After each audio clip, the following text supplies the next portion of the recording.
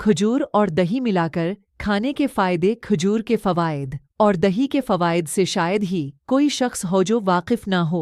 खजूर के बेशुमार फ़वाइद के बारे में हमें बताया, उसी तरह दही भी बेशुमार फ़वाइद की हामिल है। इन दोनों के मिलाप से जो फ़वाइद हासिल होते हैं वो बहुत ही कीमती है। 120 ग्राम खजूरें ले लें। अब इन खजूरों को साफ़ करके उनकी गुठलियाँ निकाल दें, गठलियाँ फेंक दें और खजूरों को महफूज कर लें। अब इन खजूरों को बहुत बारीक बारीक लंबाई की तरफ या गोल काट लें। अगर बारीक कुतर न सकें तो फिर हाउन दस्ता में कोट लें। अब 1 किलोग्राम दूध में डाल दें और ब्लेंडर की मदद से खूब मिक्स कर लें। इस वक्त तक ब्लेंड करें जब तक जूस जैसा न बन जाए, यानी खजूर दूध में हल हो जाए। तो इस दूध में 1-2 चम्मच दही डालकर रख दें। दही डालने से ये दही की तरह बन जाएगा। जब ये 24 घंटों में सारा दही बन जाए, दही का जायका तो अब तसव्वुर कर सकते हैं कि किस कदर लजीज होगा, लेकिन फ़वाइद के लिहाज से भी बेहतरीन है। बेहतरी एंटीऑक्सीडेंट यानी माना तकसीद है जो बढ़ापा जल्दी उन्हें को रोकता है। खून की कमी के मरीजों के लिए मुफीद है।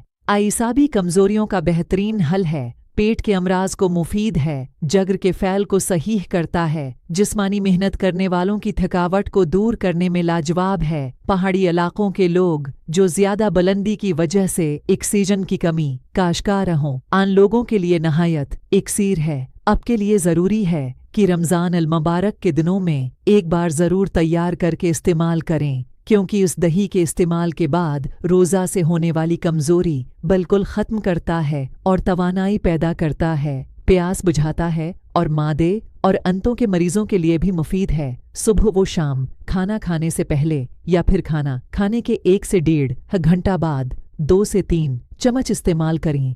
रमज़ान अल मुबारक में सहरी और इफ्तारी के बाद इस्तेमाल करें। इस मरकब को ठंडी जगह पर रखें। गर्मियों में कोशिश करें कि कम मकदार में तैयार करें और सर्दियों में ज़्यादा तैयार कर सकते हैं, क्योंकि हर एक के पास महफूज करने के लिए फ्रिज नहीं होता।